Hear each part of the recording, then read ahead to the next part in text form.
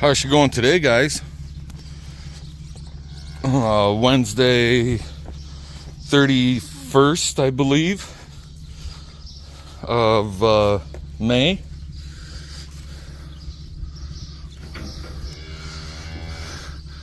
Safety rope off. Pin at the bottom. What are we doing? Well, this will be load number 2 that we take out of here. We got one load hauled out. These are heifers, replacement heifers, and virgin heifers, or virgin heifers and first-time calving heifers, I should say. So, going to pasture, going to greener grass. Come on, girls, let's get out of here. Come on.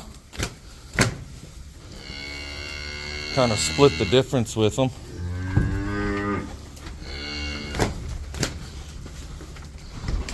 Are you going?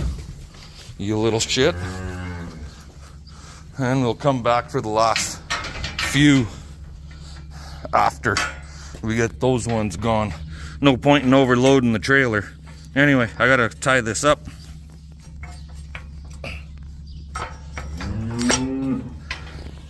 So I'll bring you guys back in a little bit. Alrighty, got them all loaded. Got my helper with me. There she is. Hey, Tinker.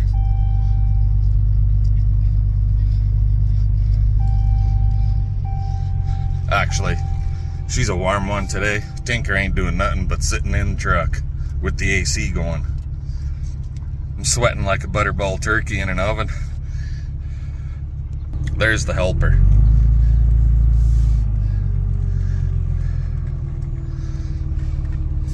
So these are going to our new pasture, the bush pasture that we spent 2.5 days on. So we took one group there already with a bull. So we just got to get the last of them with, basically it's 10 open or 10 replacement and 10 pairs. All heifers except for one cow. There's one new cow with them. Anywho, I'm gonna let you guys go. We'll talk to y'all later. Alrighty guys, well, they're all here. All 20. It was supposed to be 21. But we got the one heifer that we pulled out because she's gonna calve. And all of the virgin heifers got their brands. You could see it right there. Right hip. And all of the first time calvers were branded from last year.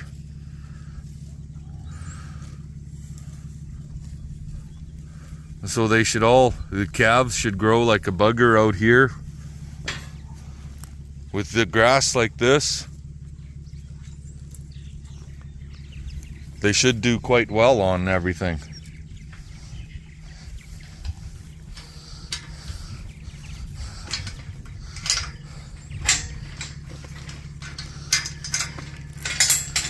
I still have to bring them their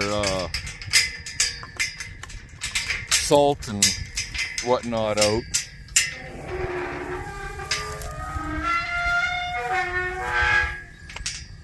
They might not even want to come out. Right, girls? You coming? Gates wide open. But 20 total head with the bull. Adults, I'm talking. Not cows and calves. I'm talking adult animals.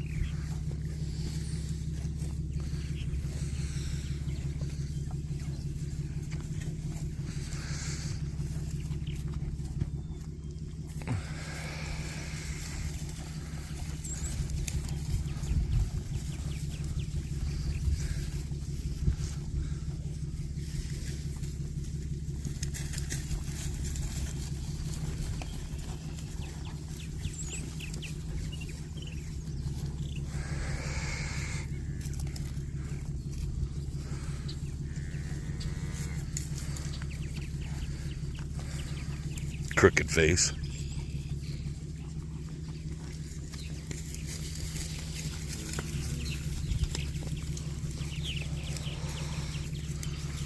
As long as they stick together so that the bull can get everybody bred. Anywho, off to doing something else now. Take that thing home and scrape it out and put it away. We don't need him for a while. Right. You're leaving? Okay. So I'll let you guys go. Alrighty guys, so got those heifers all hauled and then went and took some salt over and protein mineral block over to the cows on the other rented land and thought, what the hell, let's go for a drive and see what this stuff looks like. Last year was the first year on this alfalfa field that we cut it. It was new stand. What the hell? You see that? There's the odd flower already. But this is a brand new stand. This will be second year alfalfa. Last year it had some clover in it. And holy cow, did it come in nice. This is phenomenal looking stuff.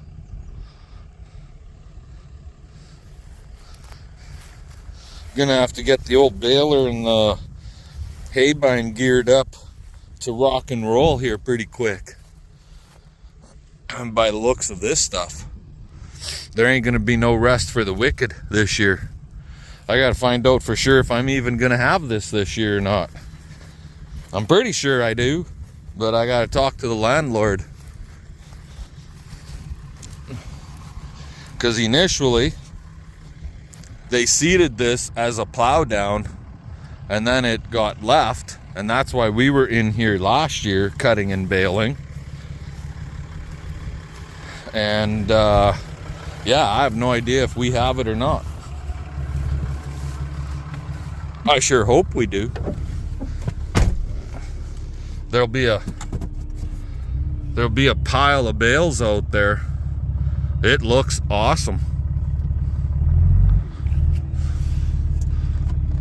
I'm afraid to drive farther out into it. Oh well, we'll trample a little.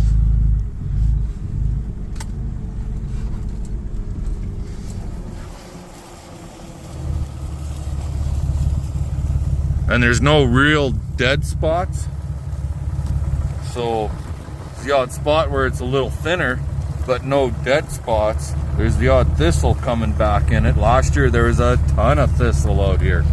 Thistle, Canada thistle, sow thistle, pigweed, and a little bit of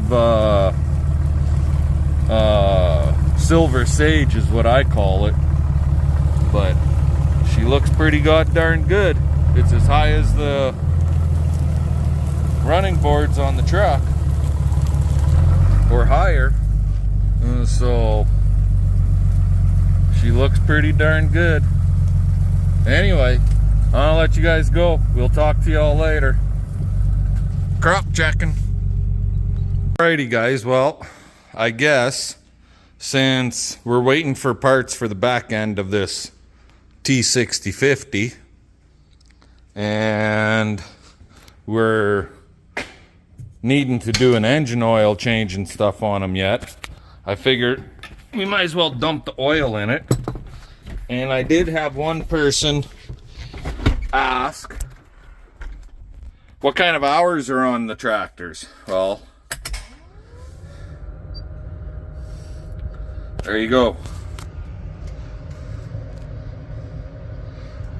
6,641 hours on Little Blue, the T6050.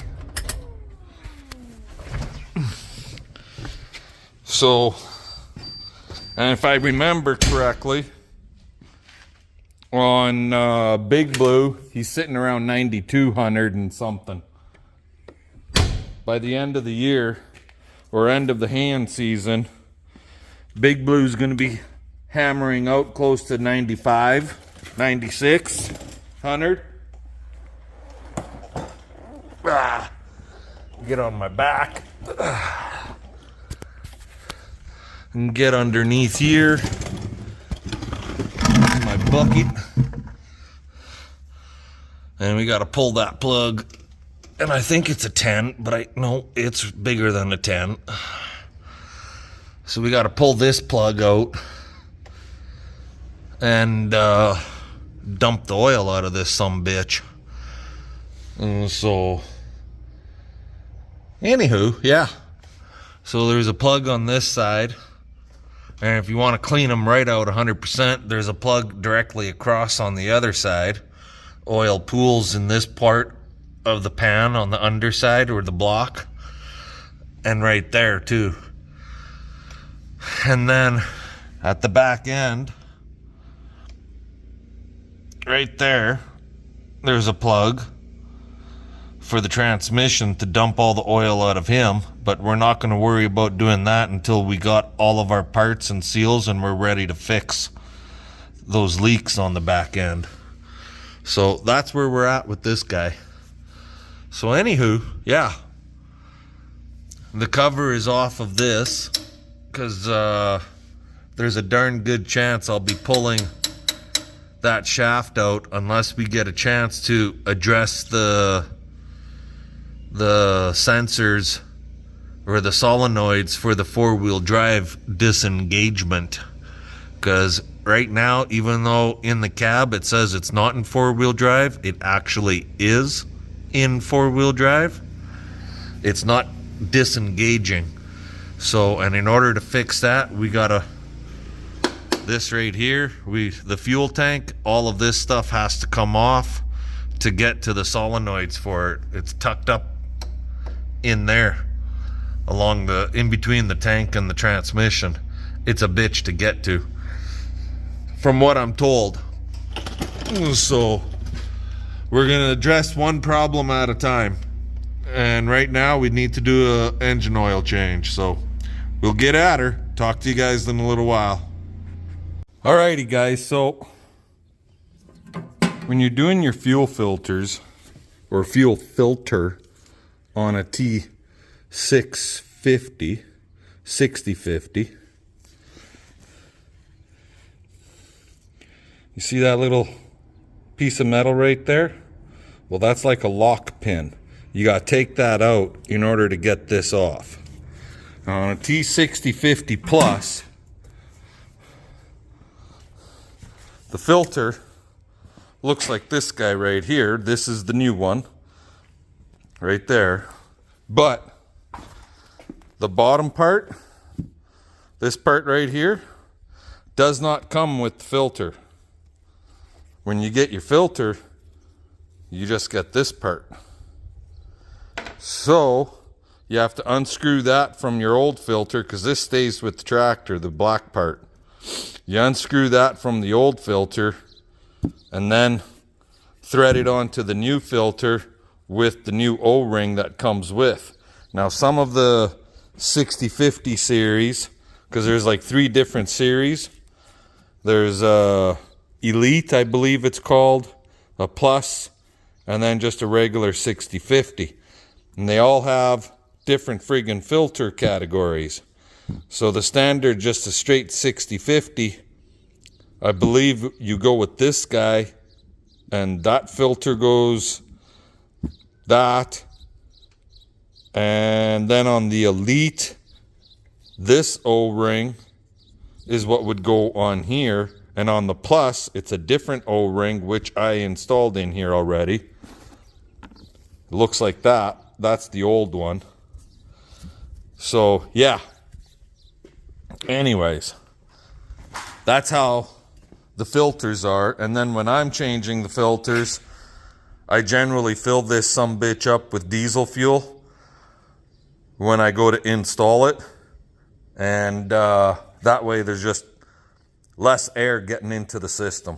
So I'm going to go ahead and get this sucker installed, and we'll bring you back later. So now when you get over to the other side of the engine block and you go to pull the oil filter, engine oil filter off, this is where things get dirty, because this fucker is in like that. So you spin it off a little bit, and then you just leave it sit there so it friggin' the oil drains out. Otherwise, you're gonna get friggin' oil smear everywhere. And it will drain and drip and miss all of that stuff down there, just barely, so that it can run right into the pail. But you just gotta be slow with it. Take your time. You gotta baby it a little bit. Anywho, the oil is all drained out of the bottom already. I got the plugs in it. So we're pretty much ready to put oil back into her right away. And I did get a phone call from Mazers. Just changing the subject quick, big ugly cloud was going overhead and there was lots of thundering, and then it swerved and went south of the yard. I don't know if they're getting rain or not, but something's going on down there. And there's another one coming right there. And another small one right there. Generally that will go north, follow the valley. But anyway, like I was saying, we're ready to put oil in her. We just gotta change the oil filter here. The air filters are already in it. So we'll be done here shortly. Anyway, later guys. I gotta run to the city because Mazer phoned and said that all of our parts that we ordered for the back end are in. And I could come and get them. So I'll get that filter changed. We'll get oil in this sucker. That way somebody doesn't happen to jump in it, think they could just drive it out. So we'll get the oil in it and then we'll head for the city and get our parts. Talk to y'all later. And I don't know about you guys, but on the top of the oil filter, because it's white, that's where I put my hour when I change the oil and fuel filters and everything on this tractor. So 6641 is where we're at right now. And I'm gonna show you the old one. Just trying to make it a little fucking darker here. Color it in a little bit.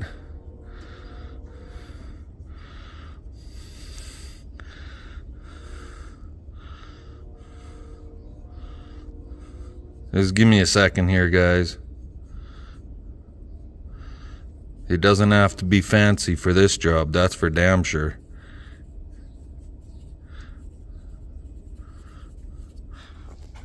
There, something like that, right? It's like doing a tag for a calf. Make it bold. There we go, 6641. Now on the old filter, it's hard to see. I'll admit, it's very hard to see, and I don't even know if the cam will pick it up. But it is at something like 6318. So we put just over 300 hours on the tractor in the past year. Tells you how much this tractor gets used. With 2 tractors on the farm, it doesn't get used that much. Not this guy anyways. Anywho, I'm out of here. Talk to y'all later.